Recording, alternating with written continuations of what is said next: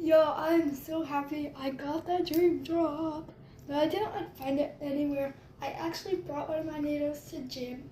It was just like a pink snow globe because I had an extra one.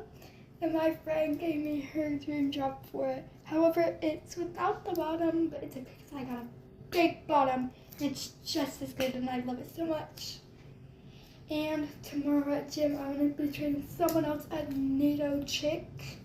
I can't wait to see what I get. Make a video out of it. So see y'all tomorrow. Bye.